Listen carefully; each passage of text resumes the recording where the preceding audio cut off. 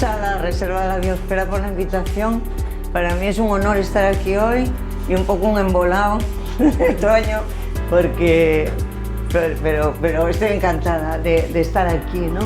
Lo que les voy a hablar es muy poquito de La Palma y mucho de grandes, digamos, conceptos de economía que tienen que ver con la economía y la salud, ¿vale? Lo he titulado así. Voy a hablar de lo global y de lo local, voy a hablar de conceptos económicos importantes en el apartado 1, luego de cambio climático y salud, de salud en todas las políticas, de cómo estamos cambiando en Europa, en España y en Canarias en cuanto en la buena dirección, y un resumen al final, ¿vale? Entonces empezamos con un apartado que es muy conceptual, que habla de lo local y lo global, habla de bienes públicos y de externalidades. Bienes públicos y externalidades son dos conceptos económicos básicos que necesitamos conocerlos para entender de qué estamos hablando con esto del cambio climático, la salud, la economía, el desarrollo sostenible. Bienes públicos son aquellos que tienen dos características. No se puede excluir a nadie del consumo y no hay rivalidad en el consumo. El hecho de que yo consuma un bien público no impida que tú también lo consumas. Entonces, ¿qué ejemplos tenemos de bienes públicos? El conocimiento humano, el avance de la humanidad en el conocimiento, el que todos podemos disfrutar de él y no se puede excluir a nadie de su disfrute. O las playas, los espacios naturales protegidos, el paisaje, ¿vale? O los gastos, o defensa nacional. Tú no puedes decir, oye, yo paso de defensa, no quiero que me defiendan, yo que no me cobren impuestos por esto. No se puede excluir a nadie del consumo, pero también no hay rivalidad en el consumo. El que yo me beneficie, entre comillas, de los bienes públicos no impide que otro también lo haga, salvo, claro, que el parque esté colapsado, ¿no? Que esté lleno. Aquí viene un ejemplo de bien público, y el ejemplo es una historia del hombre más rico del mundo, un Rothschild, que era el hombre más rico del mundo, pues el primer tercio del siglo XIX, el banquero de Londres, pues Nathan Rothschild. Era un hombre muy rico que se fue a la boda de su hijo con su sobrina, claro, porque ellos se casaban entre ellos siempre. Era un hombre de 59 años, muy sano, ¿vale? Y lo que le pasó en el viaje de Londres a Frankfurt para la boda es que le salió un pequeño absceso en la espalda. Llamó y pagó al cirujano mejor de Europa en aquel momento para que fuera al carruaje y le atendiera. Así todo, la infección se le propagó y se murió de una sepsis generalizada, ¿vale? Esta historia, ¿cómo termina? Termina en que el absceso que tuvo el hombre más rico del mundo hace un siglo y pico, hoy en día el hombre más pobre del mundo en un país africano pobrísimo se hubiera salvado con un antibiótico que cuesta menos de €1. Entonces, la idea es el conocimiento médico, el descubrimiento de los antibióticos, forma parte de los bienes públicos, del avance de la humanidad, en el sentido de que tenemos esto disponible incluso para, como decía, la población más pobre, ¿no? Bueno, pues fíjense, el medio ambiente, que me lo puse separado, pero el medio ambiente es uno de los principales bienes públicos globales del planeta, ¿vale? Esa es la primera idea. El segundo concepto es el de externalidad. Externalidad quiere decir que tú provocas un efecto, bueno o malo, que otras personas, que afecta a otras personas, pero que tú no pagas o no cobras por él. Por ejemplo, una externalidad en costes es la contaminación. Una fábrica industrial contamina, y en principio, pues quien se chupa la contaminación son los vecinos que viven en el barrio, ¿vale? La contaminación. O el fumar, los fumadores pasivos. Estás al lado de un fumador y tienes que tragarte el humo, ¿no? Externalidades en beneficios.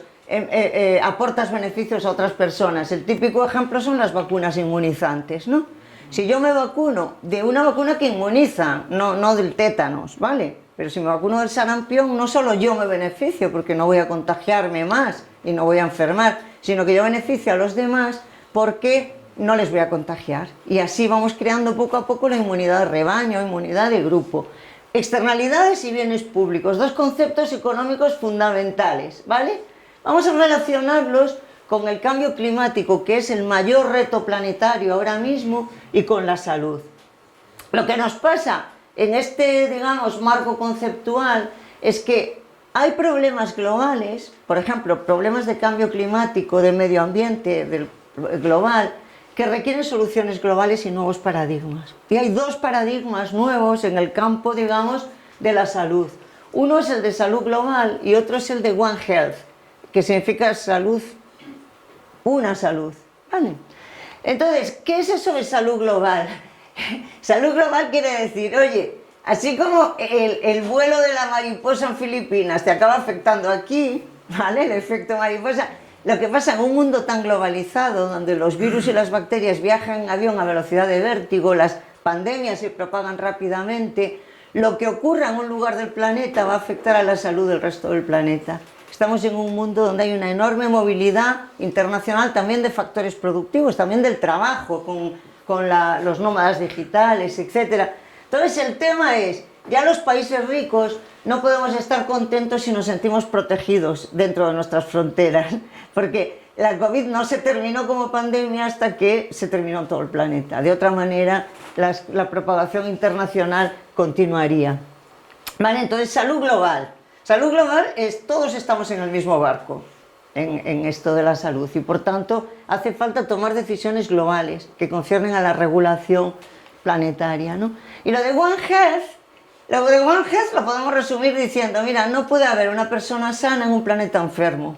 Entonces la salud de las personas, la salud de los animales, la salud del planeta forman parte de lo mismo. De modo que, por ejemplo, las resistencias bacterianas, que son un enorme problema de salud ahora mismo, las resistencias bacterianas no se pueden abordar solo actuando sobre las personas, también hay que actuar sobre los animales, sobre la agricultura, etc., ¿no? Este es un ejemplo de One Health, ¿no? Entonces, ¿por qué son importantes estos dos conceptos que les decía? Bienes públicos y externalidades. Son súper importantes porque el problema es que el mercado no consigue resolver estos problemas por sí mismo. O sea, vivimos en sociedades de mercado. Los mercados se supone que bajo ciertas condiciones asignan eficientemente los recursos disponibles y son una buena solución. El mercado se inventó antes que el matrimonio y que la familia. El mercado fue la primera forma de colaboración con extraños que descubrió la humanidad. El intercambio voluntario en vez de asignación de recursos en base a guerras y a rapiñas, ¿no? Entonces el mercado es una buena solución de asignación de recursos bajo ciertas condiciones. El problema es que cuando hay bienes públicos y hay externalidades, el mercado no lo hace bien y hace falta regular.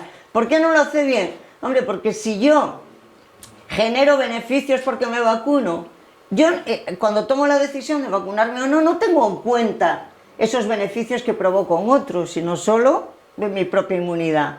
Una fábrica que contamina provoca externalidades en costes alrededor, pero en realidad en su cuenta de resultados no entran estos costes que provoca, es un efecto externo por el que no paga. Entonces lo que decimos los economistas es, oye, la solución es crear un mercado para esto, es decir, para decirlo corto, quien contamine que pague, ¿vale? Esa es la idea, quien contamine que pague, cada palo que aguante su vela. Y en las externalidades positivas, oye, pues la vacunación tiene que ser gratuita, no puede estar sujeta al mercado y que la gente pague un precio por vacunarse, porque el mercado haría una infraprovisión de vacunas. La gente solo se vacunaría por el beneficio que le reporta a sí misma y no por los que le reporta a los demás. Esta es la idea. Claro que los seres humanos también tenemos bastante de altruistas y tenemos asumido que el despilfarro es inmoral. Ninguno de nosotros va a abrir el grifo y dejarlo abierto, ¿a que no? Claro que no lo hacemos ya. Pero digamos, por cierto sentimiento ético. Esto existe. Por ejemplo, en el reciclaje lo vemos. El reciclaje es incómodo, pero seguramente todos nosotros reciclamos. Hombre, nos cuesta trabajo, nos cuesta porque hay que tener 4 cubos de basura, tal, pero lo hacemos. Claro, lo hacemos más si nos facilitan la labor y tenemos recogida selectiva de basura debajo de casa, ¿no? Que si tenemos que ir al quinto pino, ¿no? A dejarla. Entonces, la idea esta de que el mercado no asigna eficientemente los recursos ante un bien público global, que es el medio ambiente, y ante el cambio climático, que es el primer problema del planeta, lo que exige es soluciones basadas en una regulación supranacional. Porque claro, todos tendríamos que pagar a la selva amazónica, a Brasil, para que Brasil, que genera una externalidad en beneficios, porque es el pulmón del planeta, para que Brasil siguiera no talando los árboles. No podemos decir, oye, consérvanos tus árboles sin talar, pero nosotros no pagamos por eso. Habría que pagarle a Brasil. Y al revés, quien contamine, quien emita CO2 a la atmósfera, pues debería pagar. ¿Qué pasa? Que se ha visto que los acuerdos voluntarios no funcionan. Los acuerdos de París no se cumplen, en fin, cada cumbre del clima llega a unos acuerdos en los que grandes países se quedan excluidos y no funciona. Entonces, una cosa que los economistas más prestigiosos del mundo, digamos, han consensuado y que sale en el Wall Street Journal, en este artículo, es, oye, una declaración de los economistas del mundo, 27 premios Nobel, 4 presidentes de la Reserva Federal, los cracks de la economía mundial, llegan a un acuerdo y lo publican en Wall Street Journal, que es, hay que pagar por contaminar, hay que pagar por emitir gases de efecto invernadero y CO2 a la atmósfera. Y en eso Europa está avanzada, porque Europa tiene un mercado de vouchers, de derechos de emisión de CO2, y esa emisión de CO2 tiene una cotización en el mercado, y esos derechos se pueden comprar y vender en ese mercado secundario. Es decir, cada empresa tiene derecho a una cierta contaminación, a una cierta emisión de CO2 a un precio bajo. Pero si quiere, digamos, emitir más, va a tener que comprar los derechos a otra empresa o comprarlos en un mercado. Aquí está la cotización, pues hace unos meses, del mercado en Europa. ¿Qué pasa? Europa está muy por delante de los otros dos grandes potencias, de Estados Unidos y China, en esto. La estrategia europea es mucho más conservacionista con el medio ambiente que la de estos otros países, ¿vale? Y todavía en Europa hay exenciones serias, por ejemplo las exenciones a la aviación, que nos afectan particularmente a Canarias, porque claro, entre los grandes emisores está la industria de la aviación. Y aquí tenemos exenciones porque de alguna manera hay que compensar dos objetivos, que son el mantenimiento de una actividad económica importantísima, por ejemplo para las islas, como es el turismo, pero por otro lado la protección del medio ambiente. Y en esa contradicción estamos, y estarán las reservas de la biosfera y estaremos todos. Bueno, esto es una gráfica que dice cómo las 10 grandes compañías aéreas pues contaminan sin pagar los derechos, porque tienen esas exenciones. Entonces, en este contexto de que para la supervivencia de la humanidad hay que atajar el cambio climático, que el mercado no funciona o no funciona suficientemente, ha de ser regulado. Por ejemplo, la Unión Europea lo ha hecho con los vouchers estos de emisiones, etc. Aquí la salud pública se convierte en salud pública global, ¿vale? Y la salud pública en sentido amplio incluye también la salud del planeta, incluye también la gestión de sistemas naturales, el urbanismo, la producción de energía. ¿Y por qué esto?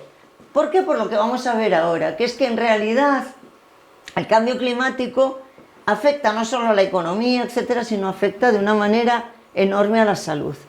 Este hombre es Julio Díaz, es un físico que trabaja en el Instituto de Salud Carlos III de Madrid, y es el súper experto europeo en efectos del cambio climático sobre la salud.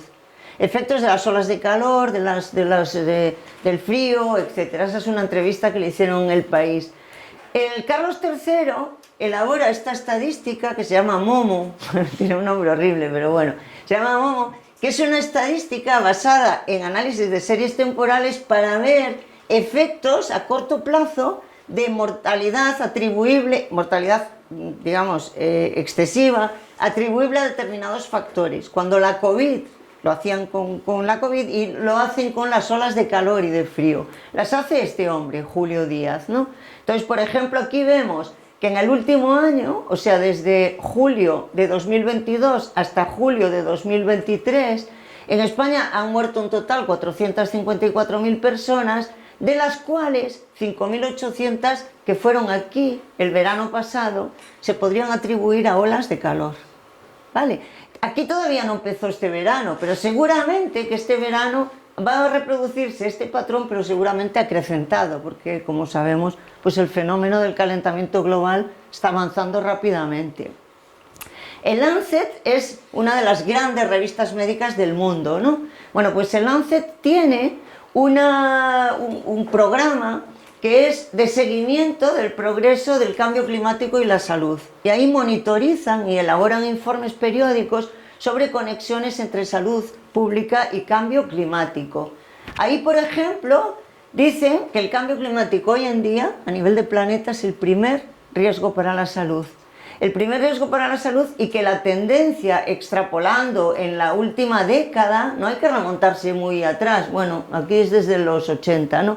Es una tendencia de mayor letalidad, ¿no? Atribuible a eventos extremos, a cambio climático, también a inundaciones, a incendios, y también a la movilidad internacional, las migraciones masivas que se están produciendo en parte como consecuencia del cambio climático, porque hay territorios que son invivibles, ¿no?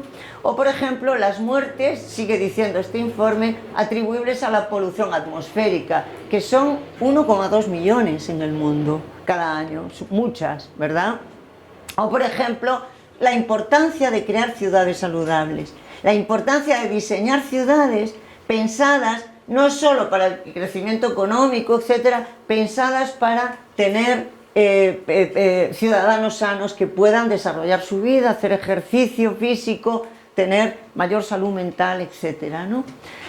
Termina el informe de 2022 del Lancet, de esta comisión, de forma muy pesimista. Dice, mira, llevamos 30 años de negociaciones y después de 30 años de negociaciones, acuerdos voluntarios, bla, bla, bla, las empresas siguen haciendo elecciones que suponen un problema, un peligro, un riesgo para la salud pública del planeta, ¿vale? Les voy a contar ahora algo de la última semana. La semana pasada sale en el New York Times esta noticia, que es muy importante, ¿vale? Esta noticia dice que al fin 3M, que es una gran empresa productora de muchas cosas, 3M accedió a indemnizar a determinadas ciudades en Estados Unidos hasta con 10.000 millones de dólares por la contaminación que provocó en las aguas de bebida, por aguas de suministro de las poblaciones, por haber filtrado determinados productos químicos que son compuestos tóxicos persistentes. Compuestos tóxicos persistentes que están, según la analítica, en 200 millones de ciudadanos americanos. Y prácticamente todo recién nacido que nace en estos lugares contaminados por las fábricas de 3M, todo recién nacido que sale se ve en la placenta de la madre que tiene ya estos compuestos tóxicos persistentes en el cuerpo que provocan hasta 13 enfermedades diferentes. Bueno, esta historia va a lo siguiente. Se han evaluado en artículos científicos publicados desde 2020 hasta ahora, se han evaluado los costes que supone esta contaminación del agua provocada por 3M con estos residuos industriales, residuos de cosas que se fabrican, cosas diversas, ¿vale? Desde envases para los alimentos hasta trajes de bomberos y otros. Bueno, pues lo han evaluado en torno a 62.000 millones de dólares, lo que podría ser el coste global de esto. Fíjense que comparado con los 62.000 millones de dólares, los 10.000 millones del acuerdo voluntario de la semana pasada de indemnización, pues no parece muy alto, ¿no? Este sería un ejemplo de aplicación de quien contamina paga, de lo que les decía, ¿no? Lo que pasa es que todavía no paga lo suficiente como todo lo que contaminó, ¿no? Entonces decimos, vale, la salud es importante, está relacionada con el medio ambiente, el cambio climático es un desafío para la salud. Entonces vamos ahora a otra perspectiva, que es decir, esto se lo quito así. A ver, ¿ustedes cómo definirían el éxito de un país o de una región o de La Palma, ¿no? El éxito de un país, ¿cómo se mide? Entonces, digamos, tradicionalmente, como se medía el éxito de los países era con una sola medida y además económica, de crecimiento económico, que era el PIB. Se decía, este país ha crecido un 3% el año pasado, uy, bien, pero mejor este que creció un 6, mejor este que creció un 10, ¿vale? Claro, se vio que esto es un disparate, porque el éxito económico de los territorios no es, el éxito de los territorios no es solo el éxito económico, el aumento del Producto Interior Bruto. Hay otros éxitos de los territorios que tienen que ver con el capital humano que se ha adquirido. La salud y la educación son componentes del capital humano. Entonces, a lo largo del tiempo, se han creado, por ejemplo, el Índice de Desarrollo Humano, que incluye las tres cosas: PIB, salud y educación. Pero entonces llega el año 2008 y, siendo presidente de Francia, Sarkozy encarga a unos genios de la economía, incluyendo un par de premios Nobel, le encarga un informe sobre cómo podemos medir mejor el éxito de los países, incorporando, además de estas tres dimensiones, incorporando otras que son importantes. ¿Y qué dimensiones son importantes para el éxito de los países, para la felicidad de las personas? Pues dimensiones como el medio ambiente, dimensiones como la conciliación de la vida laboral y familiar, lo bien que estás en el trabajo, ¿vale? La participación en la política, la voz política, el que el gobierno represente a los ciudadanos, el capital social, las redes sociales, ¿vale? El capital social es importantísimo como éxito de los países, y La Palma es un ejemplo. La biosfera de La Palma es un ejemplo palmario, pues no me indica, de capital social. O sea, un ejemplo para el exterior, ¿vale? Una organización que intenta conseguir el desarrollo de la isla, no solo económico, sino también desarrollo de los otros componentes del éxito de la isla, ¿vale? Y que lo hace además con una participación ciudadana importante, como se ha dicho antes, ¿no? Con participación de las organizaciones sociales, de los científicos, etcétera.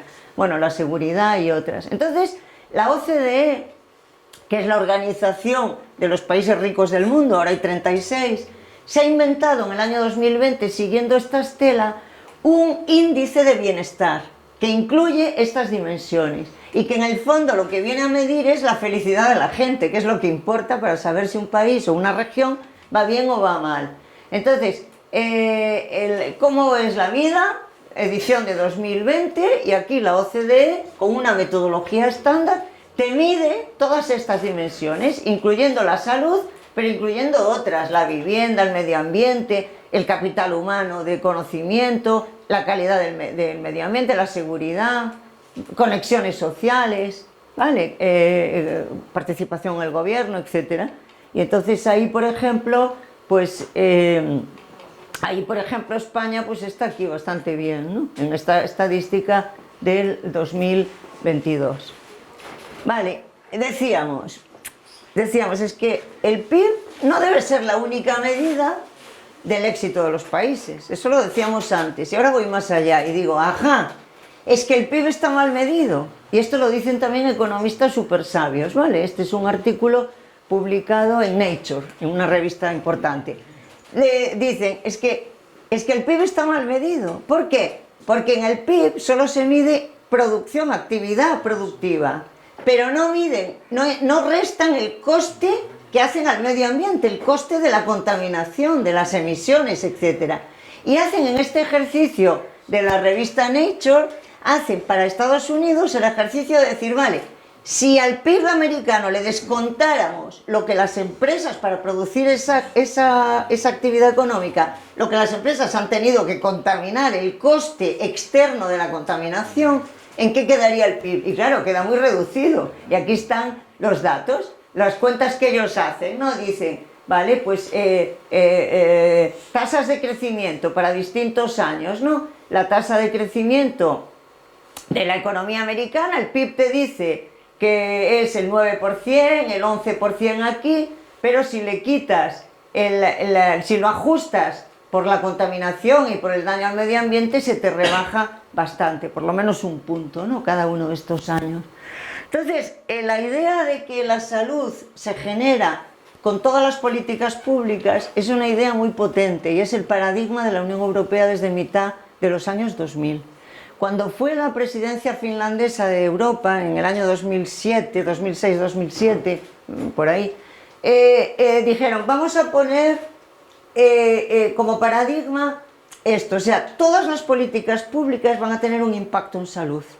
Entonces, la salud se produce no solo en la sanidad, en el sistema sanitario, se produce también en políticas medioambientales, de vivienda, de erradicación de la pobreza, laborales, etc. Entonces, hagamos esta cuenta, digamos, cómo impactan todas las políticas públicas en la salud. Desde luego, toda obra pública de infraestructura debe tener, así como debe tener un informe de impacto medioambiental, también debería tener un informe de impacto en salud, ¿vale? Hay planes urbanos en España, como el de Vitoria, que es buenísimo y está hecho con un impacto en salud, o cambios de barrios enteros en Bilbao, también con impacto en salud, ¿no? Y la economía ha hecho muchísimo, bueno, y aquí les he puesto un ejemplo que es de una tesis que codirigimos Luis Serra y yo, de Silvia Rodríguez Mireles, que tiene que ver con esto. Es un ejemplo muy bonito. En Canarias hay un régimen especial de abastecimiento, ¿vale? Que lo que hace es subvencionar importaciones de determinados productos alimentarios básicos para garantizar el suministro. ¿Qué se subvenciona? Pues el azúcar, la mantequilla, la leche y otras cosas. Está muy bien desde el punto de vista económico, pero ¿qué pasa con el impacto en salud? Está subvencionando productos obesogénicos y en Canarias hay una epidemia de obesidad.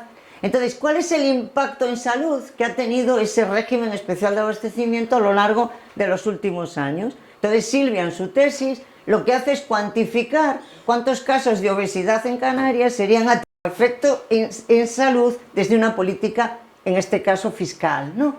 Entonces, hay muchísimos trabajos sobre impacto de políticas urbanas sobre la salud. Por ejemplo, con análisis coste-beneficios se ha determinado en muchísimas ciudades que por cada euro que inviertes en hacer carriles bici o hacer zonas peatonales en las ciudades, en humanizar las ciudades, por cada euro que inviertes recuperas muchísimos más. Este es un ejemplo de cómo hacer un sendero peatonal, pues supone una ratio beneficio-coste pues de 3 prácticamente. Por cada euro que inviertes recuperas 3. Pero esto es un solo ejemplo y hay cientos, ¿vale? O, bueno, quizá no cientos, pero muchos. También en transporte, en políticas de transporte, ¿no? Valor económico de la paseabilidad, de poder andar, ¿vale? Y las políticas urbanas evaluadas desde la perspectiva de la salud, salud en todas las políticas. Este es de nuevo un artículo de Lancet y en este caso lo que hace es analizar las políticas urbanas, de planificación urbana en 20 y pico ciudades del mundo, entre ellas hay 3 españolas, y las evalúa con estándares, con indicadores, con criterios que tienen que ver con su generación de salud o al revés, con su riesgo para la salud, ¿vale? Son ejemplos digamos, de salud en todas las políticas. Por ponerles un último ejemplo, porque ya aquí terminamos, bueno, y aquí tipo de políticas que analizan van desde polución de la contaminación, accesibilidad, distribución del empleo, diseño de la demanda, densidad, etc.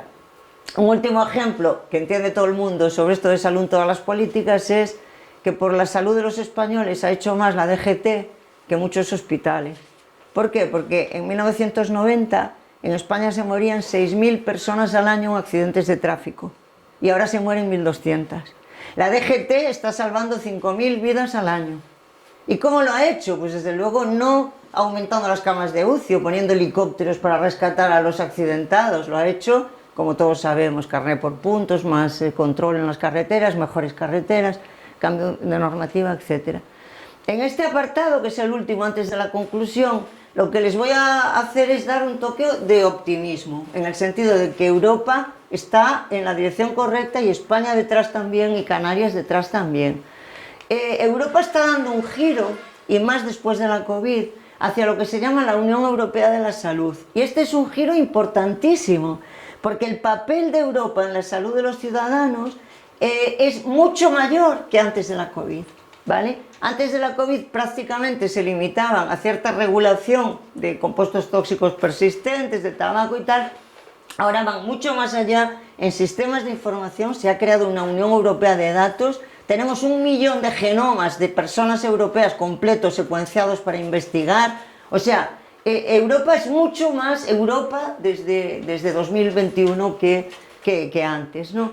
Y se ha aprobado lo que se llama el Pacto Verde Europeo, con una estrategia bien definida sobre biodiversidad, con un plan que se llama de la granja a la mesa, que llegará hasta 2027, por cierto copiado de California, pero bueno, que eso sí, porque allí dicen de la granja al tenedor, pero salvo eso, lo copiaron, pero que está bien, que es un poco la idea de, oye, que quitemos intermediarios en la cadena de distribución desde la agricultura hasta ahí, hagamos un consumo mucho más saludable, mucho más local, de productos locales.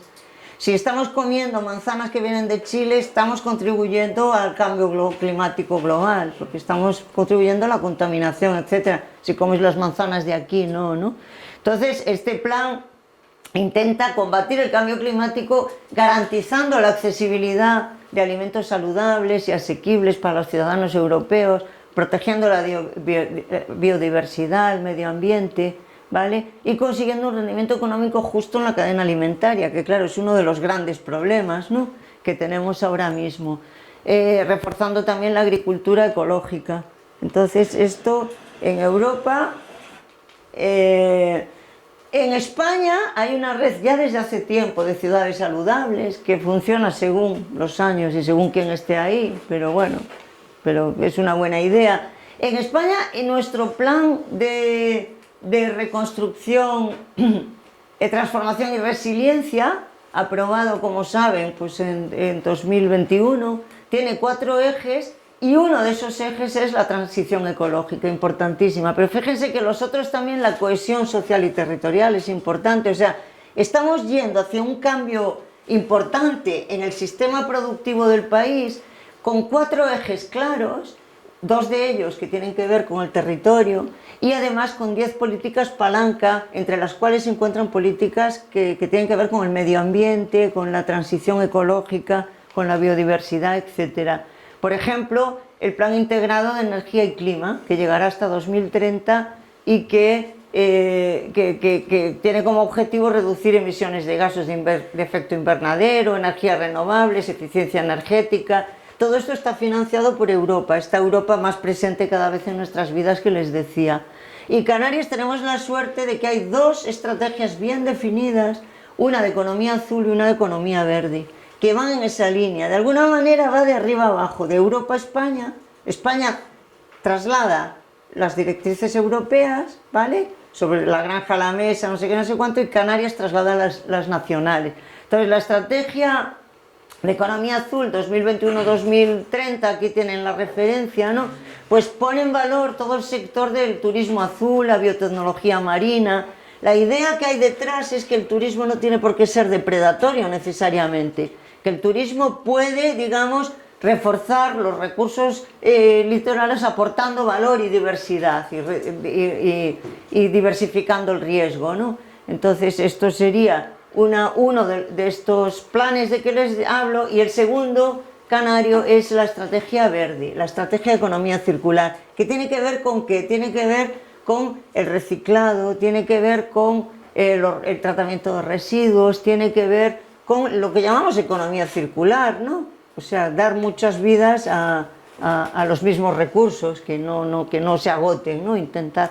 Entonces, la estrategia de economía circular, que se basa en la española en realidad y también en la europea, es lo que les digo de efecto en cascada, ¿no?, pues pone énfasis en el turismo sostenible, en la gestión de residuos, evitar desperdicios, garantizar la salud de las personas mediante una mejora de calidad medioambiental. O sea que al final volvemos a la misma idea de antes, de salud en todas las políticas, como a través de política medioambiental se acaba haciendo política de salud y también política de planetaria, ¿no?, de sostenibilidad planetaria. Y eso era lo que les quería decir, a modo de resumen, para no olvidarnos de los principales puntos. Les digo estos. Primero, no podemos estar sanos en un planeta enfermo, ¿vale? Primera idea. La salud global, el One Health, la salud de las personas, de los animales y del planeta forman parte de lo mismo. El primer reto a nivel global es el cambio climático y también es el primer reto para la salud, ¿vale? Y el medio ambiente es un bien público global, ¿vale? Hay esos dos nuevos paradigmas, salud global, puse saludo, y One Health, eso lo hice ayer en el avión, se me fue una O. Las políticas de salud se ejecutan en todos los sectores, salud en todas las políticas, ¿vale? Tráfico salvando 5.000 vidas, los carriles bici salvando infartos, etc. Los bienes públicos y las externalidades no los resuelve el mercado, hace falta regulación internacional. Y una solución que proponemos los economistas es regular a través de mercados secundarios, por ejemplo, el mercado de emisiones, en los que Europa va muy por delante de Estados Unidos y desde luego de China. La idea es cómo convencer a estos países de que se apunten a ese carro, ¿no? Las grandes estrategias de cambio fluyen de arriba a abajo, de Europa a España, de España a Canarias, pero también de abajo a arriba, desde las comunidades locales, como La Palma con su biosfera, con su capital social, tiene también que tirar hacia arriba, ¿no? Porque las políticas, al fin y al cabo, tienen que ser azuzadas por las poblaciones que las sustentan. Claro, porque en Canarias hay ciudades-isla. La Palma es una isla, pero casi podríamos decir que es es un territorio acotado. Por tanto, es buen territorio para experimentar y también es un buen territorio para, digamos, innovar también en estos temas, en el tema de la eficiencia energética y de tantas cosas, ¿no? Les decía que cada vez somos más Europa en plena transformación azul y verde, ¿vale? Y por último, que es muy importante alinear los incentivos para que los comportamientos de las personas estén en línea con los grandes objetivos sociales, concretamente con los compromisos de protección medioambiental, comportamiento de los residuos y tal. Esto es muy importante, no es fácil de hacer, pero hay toda una rama de la economía, que es la economía del comportamiento, que se ocupa de esto.